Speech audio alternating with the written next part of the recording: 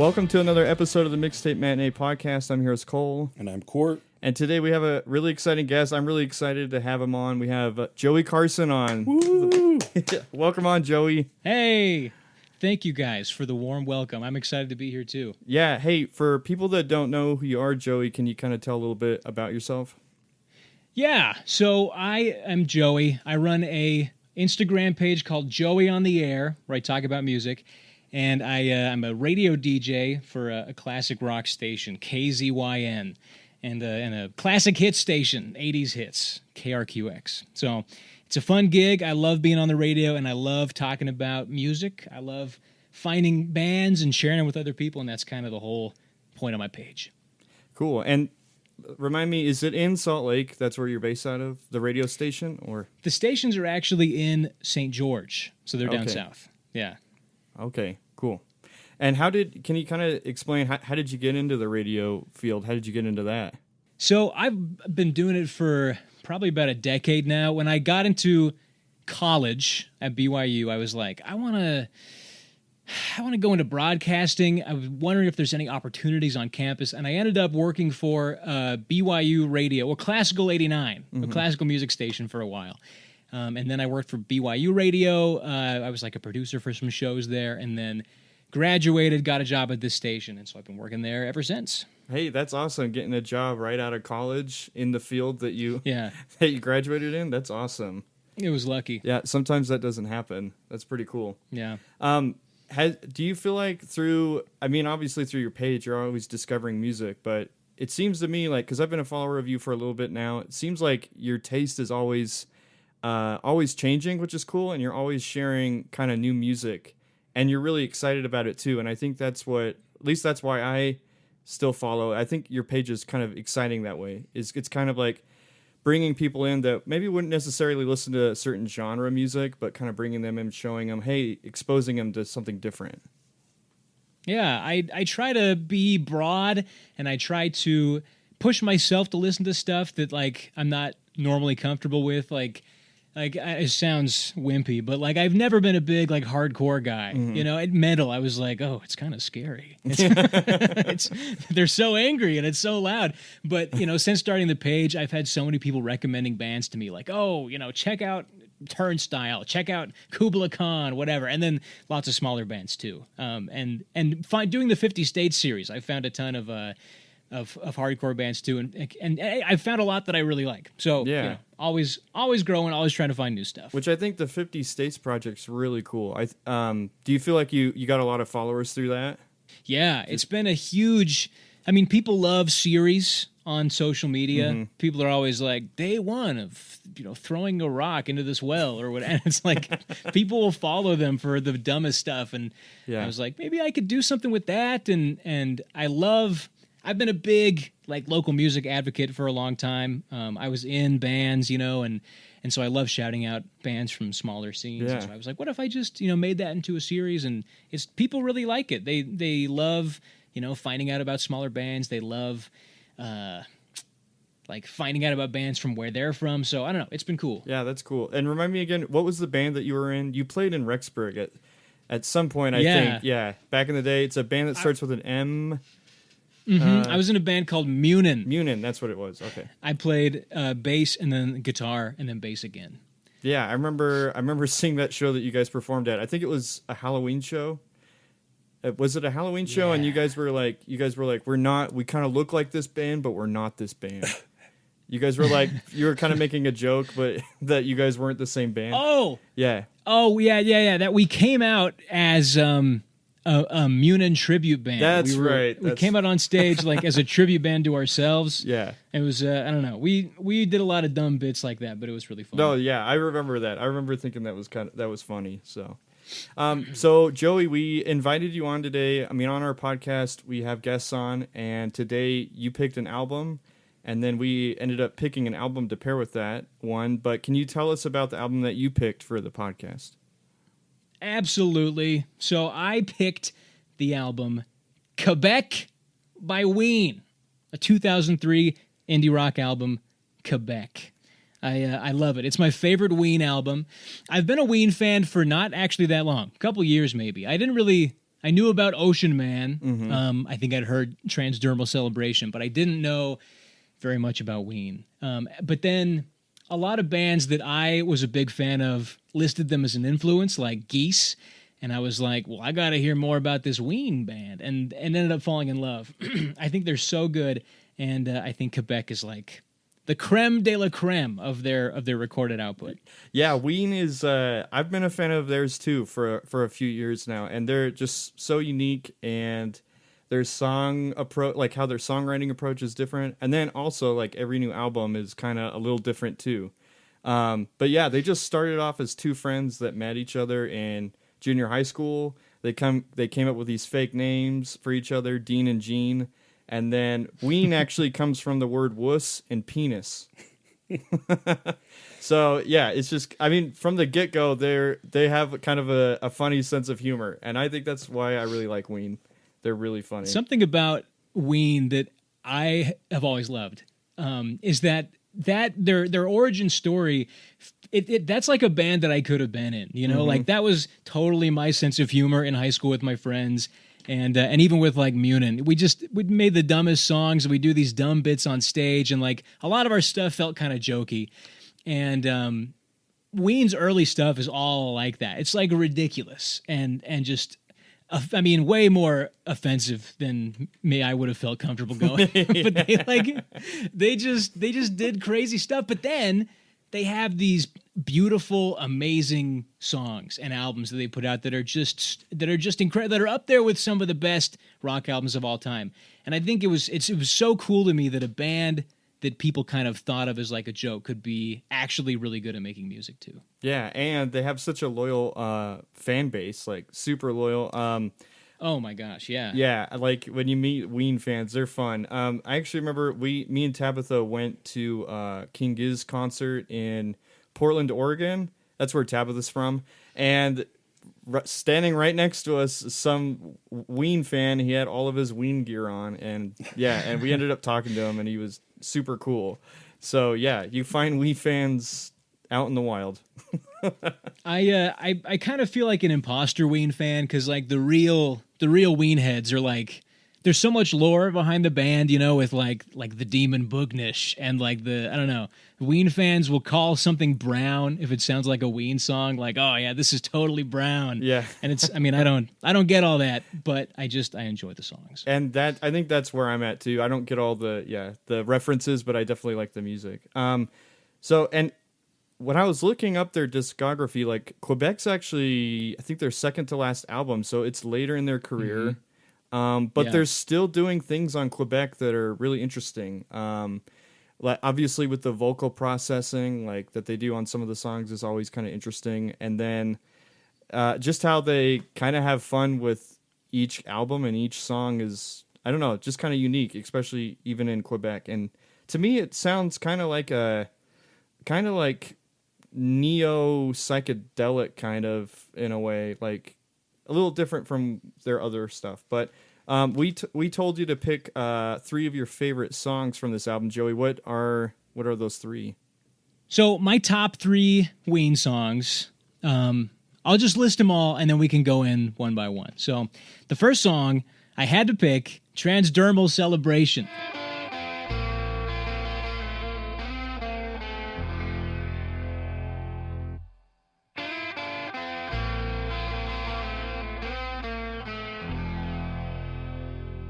Transdermal celebration, cross-side mutation in the rift.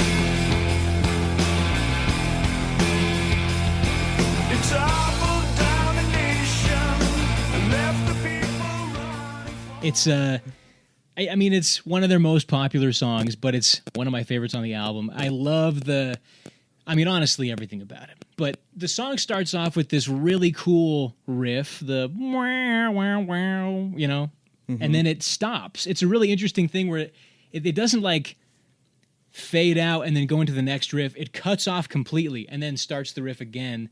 And then it kicks off, just kind of explodes right into the first verse, which I love. And then, well, first, this album specifically, Quebec, is so good to me because there are so many different styles on the songs. Like Ween has a lot of different styles across all their albums. Like they have really funky stuff. They have stuff that straight up sounds like Prince. They have like a whole country album. It's mostly like goofy, silly joke those songs. ones are funny. Yeah, and then they have, some neo psychedelia stuff, like you said. A lot of that on this one. I think Transdermal Celebration is very psychedelic. The intro riff sounds very 70s, very very spacey, and I love it. And then this album specifically has weird songs too. It has songs like Too Many People in the Neighborhood. And Chocolate Town, which are just silly, but it's cool to see those on the same album right next to this one, Transdermal Celebration, which is to me one of the greatest songs of all time. It sounds like Pink Floyd. It sounds like, it could be. It's just so great. And I think the juxtaposition is cool. Seeing those kinds of songs together. Yeah. This song is cool. Actually, when I was listening to it, I was thinking like Foo Fighters, like early Foo Fighters stuff. It sounded to me kind of like that. But anyway, that was like my main thought on that song. Yeah, this is one of my favorite songs from the album. I loved this album. This was my introduction to Ween, actually. Really? And this album, I just fell in love with it. I really, really enjoyed it. I like listening to it all together because the songs are all so different from each other, which I didn't know Ween, but after doing research, I guess they do a lot of cross genre stuff like you guys were talking about. This song, though, interestingly, Dean Ween secretly recorded the guitar solo using Carlos Santana's own guitar and amp, sneaking into a storage space, and he nailed the take in 10 minutes. So I just thought that was a funny little fact. Do you guys think that's real? I don't Do you know. think that actually happened? I don't know, but I It guess sounds like a legend. I guess a roadie told him like, "Hey, his stuff is coming into New York." Because like he's gonna be on Good Morning America tomorrow. His stuff is here in the storage unit. I don't know, but if it is, if it isn't, it's a good story. I don't know, pretty cool. Yeah. Also, like as I was doing my research for this album, I guess it was recorded amid a lot of personal turmoil. Rough time for the band. Yeah, Gene Ween was divorcing his first wife. Dean Ween was struggling with drug issues. And then the drummer on the album, Claude Coleman Jr., was recuperating from a near-fatal car crash. Yeah. And it's often described as one of their darker albums. I can't remember if it was Gene or Dean, but one of them, as I was reading, said that they actually haven't really listened that much to this album just because it represents a hard time in their lives. Yeah. I think that comes through on some of the songs, especially...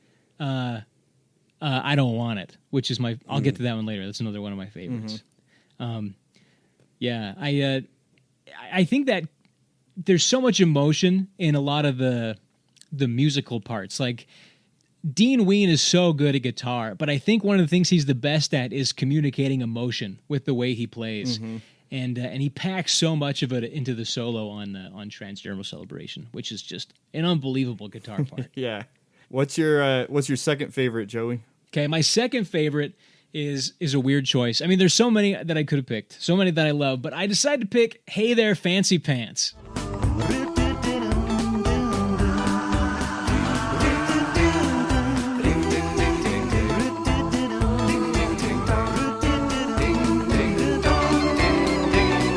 Hey there, sour grapes, down in the dumps, long in the face, drinking down your dinner all alone. Feeling bad, feeling blue, tonight the rainbow ends with you. So sit on down and make yourself at home. So, hey there, fancy pants. I picked that one because I think it highlights my favorite aspect of the album, which is like the tonal clash, right? It's crazy to have I Don't Want It and Hey There Fancy Pants on the same album. It's like, and it's everything that Ween is to me. Like the song is silly, but it's also like kind of dark in a creepy way. It's like very The lyrics are kind of sad if you look into them. It's like something about the way that they record their songs. A lot of them are like kind of off-putting. Like stuff just sounds like slightly out of tune, or there's like weird harmony clashes going on, and this one has that too. So it's silly, it's dark, it's like really catchy, but also kind of off-putting. It's like the perfect Ween song, and the lyrics are so dumb, but it gets stuck in your head. I love it. I think anyway. That's why I picked that one. That's awesome. Is it called vaudeville? Is that the style that? I guess you could say it's kind of like that, but yeah, almost. Yeah, it sounds like it's from like a children's TV Yeah. show. Oh, totally. Yeah. Yep, definitely. And then your third song? And my third song is I Don't Want It. Standing, but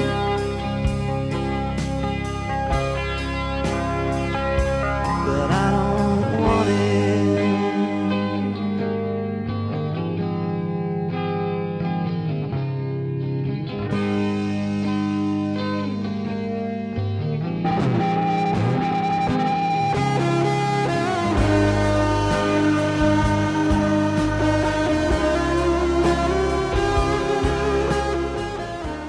So this one's crazy. The first thing is that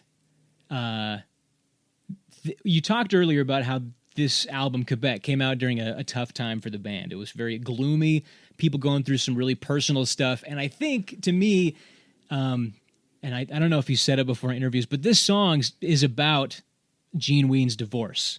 The lyrics are about... this brutal like inevitability of like something happening in your life that you don't want to happen, but you have no choice but to accept it. I understand it, but I don't want it. That's the lyric in the chorus. It hits so hard. It's so brutal. And then the guitar solo. I didn't know this until I was doing research for the episode, but it's not by Dean, who normally plays guitar. It's by Gene Ween. Oh, okay. He's the one who plays the guitar solo, which I think makes it hit even harder. I think a band, an album with so many great guitar solos, even like Transdermal Celebration, I think this is my favorite one on the album. It's very simple. There's not a whole lot going on, but again, it's packed with emotion. And I think if, what people say is right, if this song is about Gene Ween's divorce, and I imagine he was feeling so many feelings when he played the solo for this song, and man, it speaks to me. I've never been through a divorce, but I recently got married, and it hurts to even like imagine that happening, to imagine like falling out of love with someone who means so much to you. And anyway, it's a heavy listen. It's so good, and the guitar solo is by Gene Ween, which is so unique. And anyway, love that song. Well, I wanted to talk about this as well. This is something from Dean Ween. He described Quebec's vision as a romantic and rainy place that's a B version of Leonard Cohen's world, which I thought that was interesting. And I can see it. So my three, number one is probably going to be The Argus. So this one's just super interesting, like lyrically. It's like this ballad.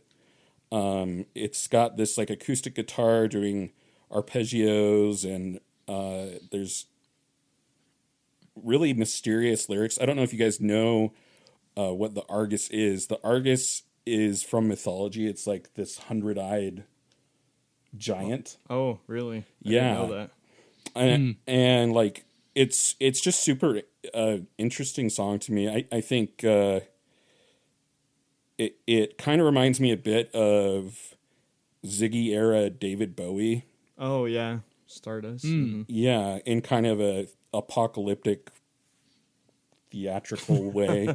You know what I mean? Yeah. And it's like the second Yeah. to the last song on the album, and it just feels like kind of like this emotional gut punch right before the end. I really liked that one. My second one is Transdermal Celebration, for sure. I didn't know it was their most popular Yeah, it's one of their most popular ones. songs on the album. Definitely, it's pretty ethereal. Like you said, the riff at the beginning super cool, the guitar riff. And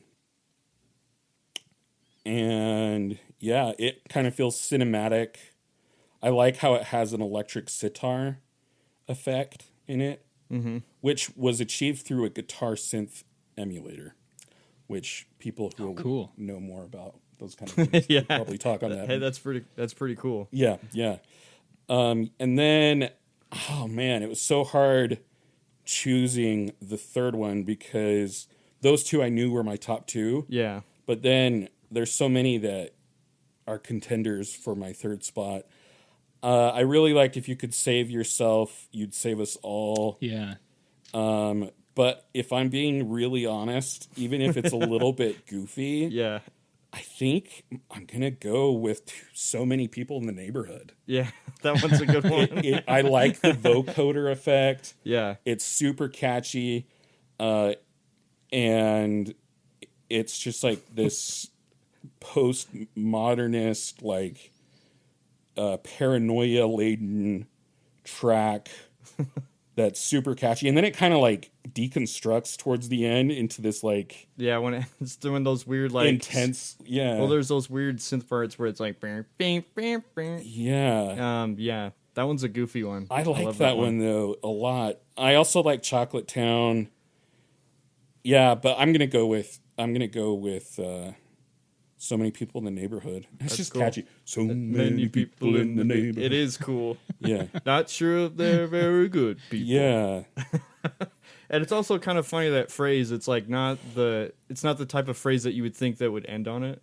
Yeah. Not sure if they're very good people. Yeah. Not sure if they're very good people. Yeah. And it's a weird meter, like for that line. Yeah. Like it doesn't Yeah. fit exactly in the syllables. It like Yeah. falls off. Yeah. Yeah. I am so glad you picked Ween because like how have I not been exposed to this before? Well, yeah, and then like after you picked it, I was showing Court like a bunch of Ween songs. I was like, Yeah. "Oh, let me show you this one. Let me show you It's this true. one." Like, Yeah. all these- Like I knew the song that's like the credit song on SpongeBob. Well, Ocean Man, yeah. Ocean Man. That's from the Mollusk, which a lot of the fans say that's like their best one. Yeah, well, The it's apparently their two favorite. Yeah. Dean and Gene.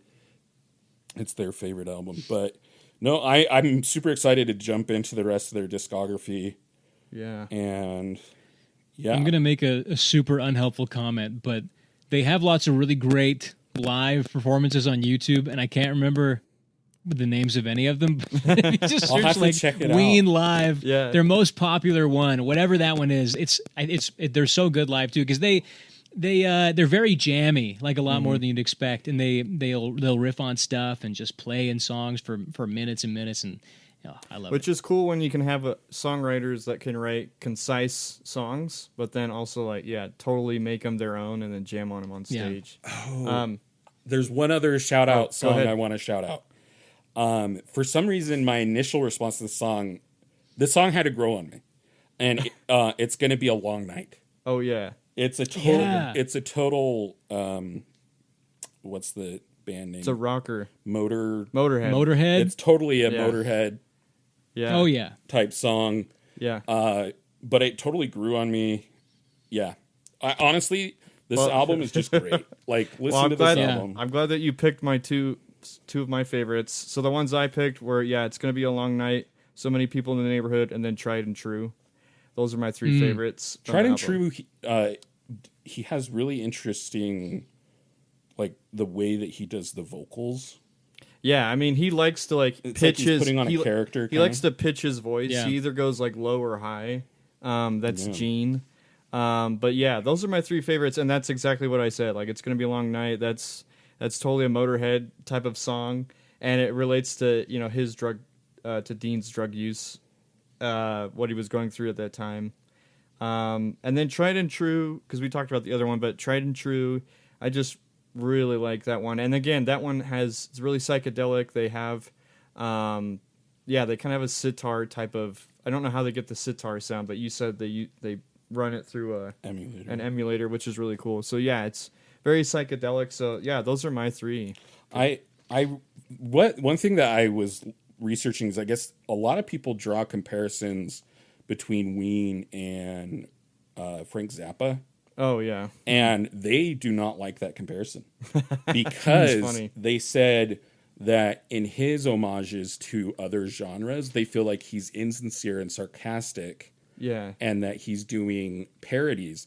And even though a lot of their music has this humor and this mischief that they get into, yeah, at the same time, there's a lot of sincerity. Yeah. And it's kind of this interesting blend. It's like what you said, like you'll have a goofy song on there like Fancy Pants, which even Mr. Fancy Pants or whatever it's called, even that has like sad undertones. But then on the same album, you'll jump into like super sad ones, like If You Could Save Yourself, or I loved it. So yeah. And I think this one probably, I don't know, I always think this one's my favorite Ween album, but then I always think of a different album and I'm like, I don't know. But yeah, this is definitely one of my favorite of the Ween albums for sure. So another cool thing about Quebec is that there are a lot of outtakes, I think, and you can find most of them on YouTube. They just like stuff from the sessions. They're very raw, a lot of demos. One of them is called Love Come Down, which they wrote on 9/11. Wow. The first tower came down and they were like jamming at one of their houses or something. And they had the news on and we're just like watching all the chaos of the day unfold on TV, and we're just like jamming, wrote this crazy, like emotional instrumental song called Love Come Down. A lot of other really good ones too off the Quebec outtakes. Which, yeah, and I think it was released as the Caesar box set, I think, because the album was originally supposed to be called Caesar, but then they changed it to Quebec, and I can't remember why. I can't remember why they changed the name, but interesting. Yeah, it was going to be called Caesar, so... if you guys haven't, go out and listen to this. Joey recommends it, so you guys should check it out. And we recommend it too. Yeah, for sure. Court, do you want to talk about the album that you paired with Quebec? Yeah. So when I started to like understand what this album was kind of all about, like pulling from multiple genres, these sudden like left turns from track to track that you're just like totally unexpecting, and kind of I wanted to find a band that kind of embodied that same like ethos. Mm-hmm. And so I did a lot of research, and it's funny, this band came up and I had already heard of this band because their lead singer Gruff Reese just released an album actually this year, and as I've been researching music that's releasing this year and listening to it, because Cole and I at the end of the year always pick our top albums of the year, and I was considering his album.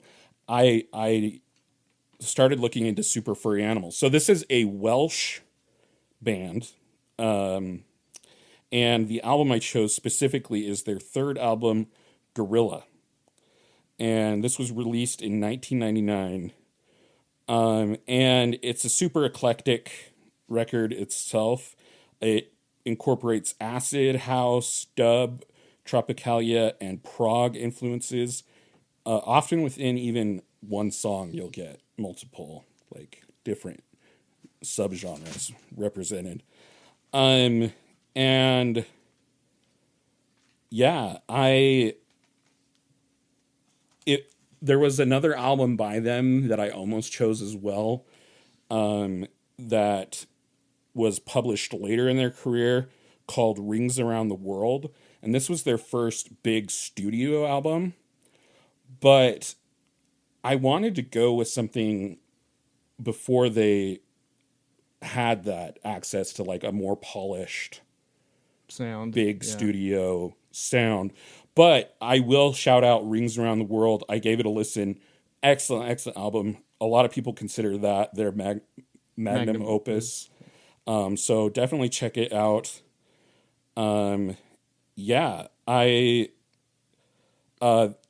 Gruff Reese said that they sequenced Guerrilla like a hip-hop record with interludes and hidden tracks to create a flowing album experience rather than a conventional rock album, which I could definitely see that. Yeah. And apparently, so the version that's available now is the 20th anniversary edition, which has a ton of extras on it. Apparently, the track Citizens Band originally was released as a hidden track, but not at the end of the CD. It was hidden at the beginning. At the beginning? You had to rewind. I didn't know you could do this, but you had to rewind behind track 1. To track 0? To track 0. Oh, okay. Weird. That's crazy. And then you could listen to this Citizens Band song. Huh. So, yeah.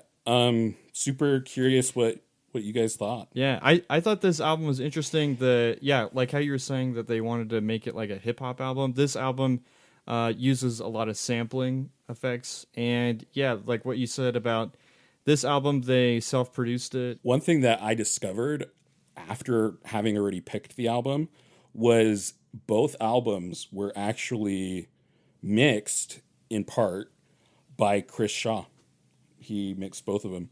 And then Howie Weinberg mastered both albums, which apparently Howie Weinberg has like a super prolific career. He has mastered like thousands upon thousands of albums. So that's less surprising. Yeah. But it is interesting that Chris Shaw... the same guy mixed it. Who's Chris Shaw? So he's this big... in the 90s, he was this big... Engineer for... that mixed albums. Huh? Yeah. I'd never heard of him before either. Yeah, I'm glad that you picked this, Court, because I've never heard of Super Furry Animals. Have you heard of them before, Joey? No, it was just totally new to me. And can I say, amazing pairing. I'll get more into that later, but I thought it was an incredible match. Thank you. Yeah, I went through a lot of different... I was listening to Brazilian psychedelic pop music. I was listening to all kinds of stuff, and then this was the one that ultimately... And Cole and I we kind of spent this one day, we were preparing for another podcast episode. We were going to watch a movie. Yeah. And then Cole's wife wanted to watch it with us, so we decided to wait for her to get back from work. So we were just like listening to music and stuff and hanging out, and I was showing him some of the different ones I was considering. Yeah. And when in the 20th anniversary version, the first song that's kind of this interesting... It's kind of like this intro track. It's just kind of a loop based thing. Yeah. And I was like, oh, the transition cool. to the transition to the first track I thought was super cool. Yeah. And so I'm glad that you picked this one. That's not why I picked it, but I thought I remembered when we were listening to your reaction. Like my reaction was like, oh, that's up. cool. Yeah. Yeah. So yeah. Can I say real quick? Yeah. I thought one really interesting movie tie-in, because you guys also talk about movies on this podcast too, but I guess the lead singer for the band used to be Rhys Ifans, who's he plays Dr. Kirk Connors in The Amazing Spider-Man. Oh, he's like a movie star. Oh, anyway. Wait, how is he's he like related? Xenophilius Lovegood in Harry Potter. He was briefly the lead singer for the band for their first album or something, and then he left. Oh, and then Gruff really? Rhys took over. Yeah, but they have the same last name, right? No. His first name is Rhys, and then Gruff's last name is Rhys. Oh, that's that right. Crazy? Okay, that's Yeah. crazy. Yeah. I did not know So that. wild. I didn't know that. Yeah. What were your top favorite, your top 3, Court? Northern Lights was my number 1.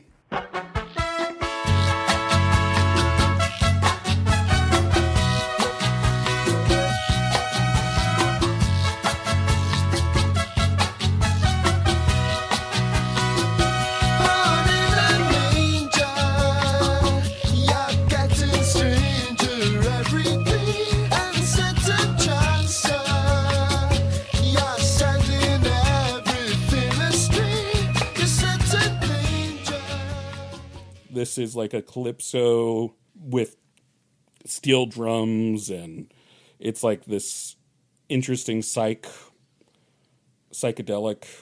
vibe, but it's very like tropic. Yeah, the Caribbean influence. Yeah, is in it. And I really liked it. They have like a Tijuana brass section, which I thought was really cool. Mm-hmm. Apparently, this is a really popular song from them, and it's one of the singles from the album. Mm-hmm. The next one I chose a much more country-esque folk type song, "Fire in My Heart." I've got a fire in my heart.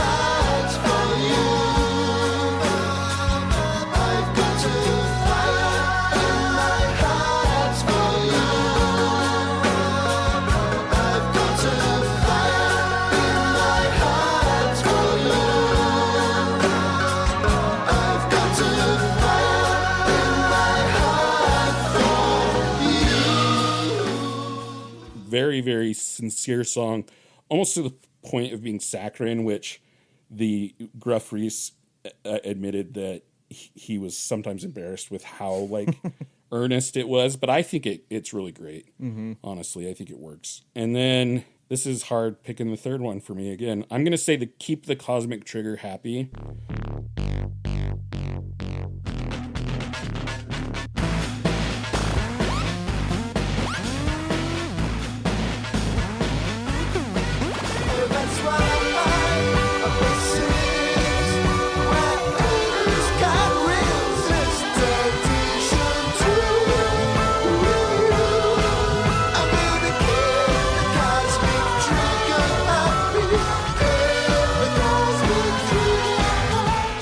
Which on the original album is the last track. And it's just like a psychedelic, interesting one. Apparently they developed it after jamming out to, what's his name? Is it "Do You Think I'm Sexy" by Rod Stewart? Rod Stewart. Yeah.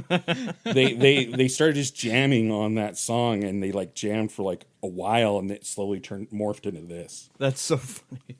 Which when I read that, I was like, more bands should do that. Yeah. Pick some song and then just like riff on it until it's unrecognizable. Yeah. I don't know. Like I thought that was so cool. I think, yeah, for sure. I think, those are my 3 picks, but very cool album. And I'm super curious to hear more about what you guys thought. Yeah, Joey, what are your top 3 from this album? Man, it was crazy. I got 2 out of your 3. So Northern Lights was my first one. I love the calypso, love the tropical feel. All 3 of my favorite songs that I picked, I chose because I was like, I want to pick 3 that could have been Ween songs. And this one, totally. I think Ween has...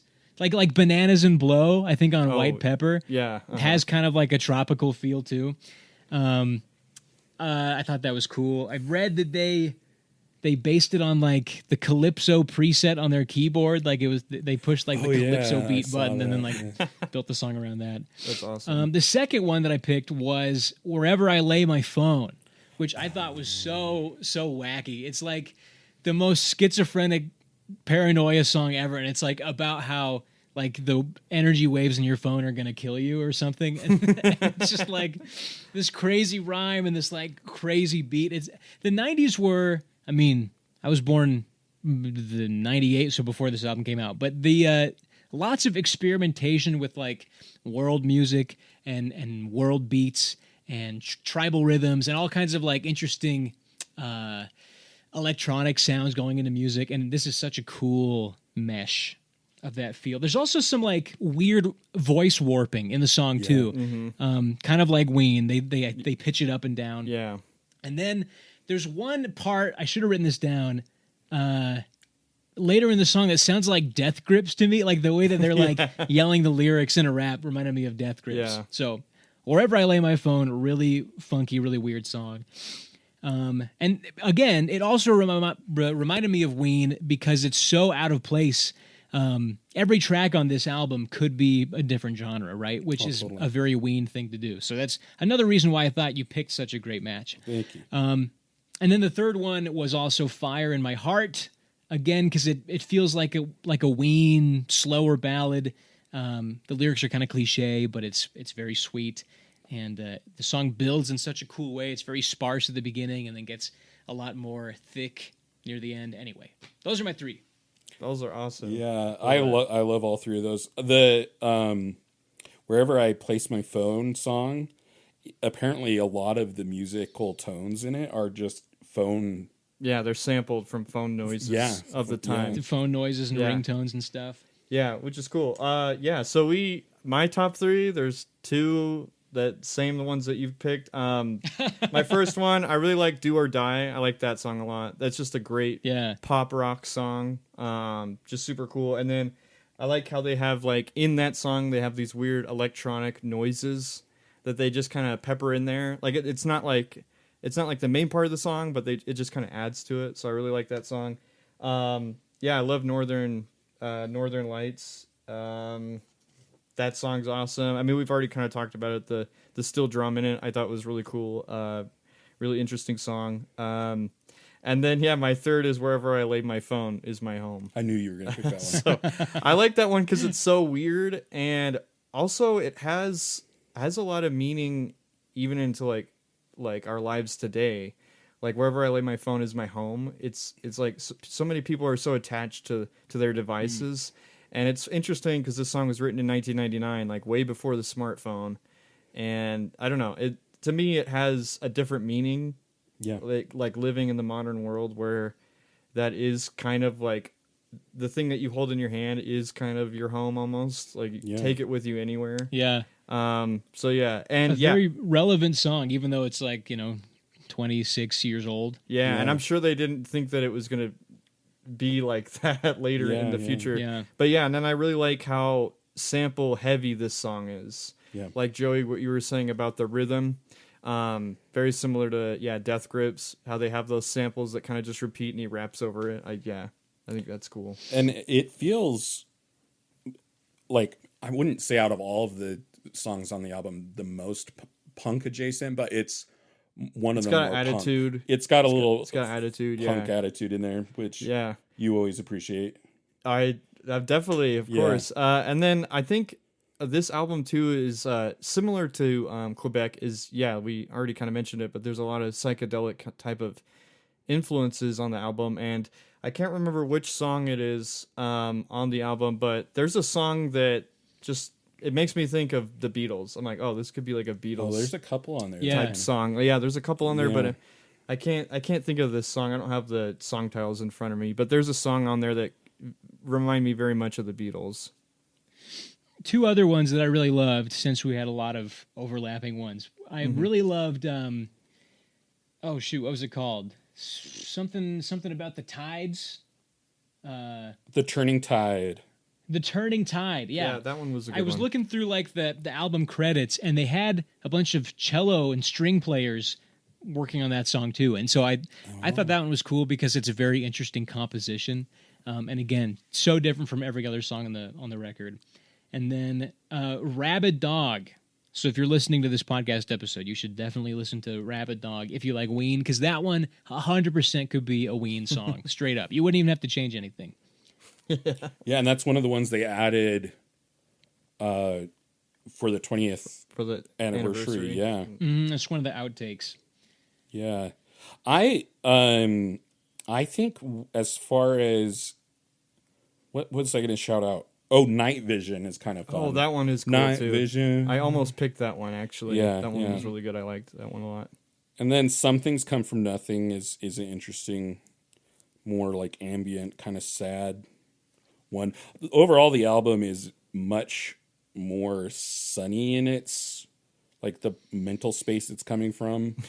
Compared to Quebec. Apparently the mental space of Quebec. Yeah. It's very optimistic, very light. Yeah, for sure. And then I wanted to point out the interesting artwork on it just real quick on the album cover. It's done by an artist named Pete Fowler, and it's like this like octopus monster thing. And interestingly, for the release of one of the songs, I think it was for the single Do or Die. The three singles on the album are Northern Lights, Fire in My Heart, and Do or Die. I think Do or Die, they released special artwork of that same monster attacking like Cardiff Castle. And crazy. Because they're from Wales. Yeah. Yeah. And then I did want to shout out the album by name that the lead singer he put out this year. Solo. It is all in Welsh. And really? Very much more singer-songwriter vibes. I have no idea what he's saying. Yeah. It's called Dim Probs. And it's very different from this album, but you definitely recognize him as the vocalist. Yeah, I'll have to check. I'll have to check that out. The Welsh language is so interesting. Yeah, it's very different. Yeah. Have you ever heard Gruff Rhys speak like in an interview? No. Did you? So, I always like roll my eyes when people are like, Scottish, it's like a different language. You can't even understand what they're saying. But this guy has such a thick accent. It's unbelievable. which is weird because like he sounds so clear on the record. Like when he's singing in English, it's like to me he kind of sounds like Damon Albarn. I don't know if you picked that up at all. Yeah, from the but Gorillas. A lot of the stuff I was like, this kind of sounds like Gorillaz a little bit. Mm-hmm. But yeah, his speaking voice is like, oh my gosh. I'll have to look. I'll have to look that up and see. And his accent I definitely comes through more on the slower songs on the album because you can hear it a little more. Yeah. I'm so stoked that you recommended this one because I mean it was an immediate love listening to Guerrilla, and so I'm gonna have to dig in and check out their other stuff too. I mean it's like it's so rare for me to like find a record or a band that I've like never heard of before, and for them to be like amazing, and just like holy cow, how did I not hear about these guys before? Like a couple years ago, someone was like, "Oh, you need to check out." Who was it? XTC. Oh yeah. And some never heard of them somehow. And it was some random guy in the bus was like, "Go listen to XTC," and I was like, "All right." And I was like, "Oh my gosh, where have they been this whole time? How did I not know?" So this was that kind of experience for me. Well, definitely check out Rings Around the World. It's really cool. It's more cinematic, definitely more polished, big studio vibes, and it is really awesome. And here's a fun fact about it: it samples Paul McCartney chomping on celery. Oh, really? That's funny. That's funny. Speaking of XTC, we actually got to open for Terry Chambers in Boise, which was kind of an honor. Wow. He was the original drummer for XTC. So yeah, we love XTC at our house. That's awesome. So yeah, they're super cool. Yeah, thanks for being on, Joey. Really appreciate your time and talking about these albums and sharing new music, which I know you love doing. Of course, I do. Always happy to talk about Ween and always delighted to discover something new. So this was a great experience. Thank you guys so much for having me. Yeah. Is there anything that you have in the works or that you want to shout out that you are currently doing? The 50 States series is coming to a close. We're down to like the last 12 or 13 states. So if you've been following along or if you haven't heard of the series before, I'm finding my favorite small bands from every U.S. state, and it's been a really great experience, and it's almost over. So follow along to catch the end of it. Yeah, we'll link your Instagram in the show notes. So everyone go follow Joey on the air. And just so you know, Joey, it's okay to pick Geese over Miles Davis. Hey, thank you. I just saw your story today, and I thought that made me laugh. That just like your whole thought about how people kind of put on like certain meanings in musical scores. You have to like this over this, and which is like that's not what that is about. That's like sharing like this is like my preference. Like which one would I rather? Yeah, I mean to? it's totally subjective, right? It's you like what you like. Yeah, and that's what I appreciate about you is you're always sharing what you like, and you don't let the haters get to you. So that's awesome. So thank you, Joey. Well, thank you guys. Appreciate your time, and we will see you guys on the next episode. See ya.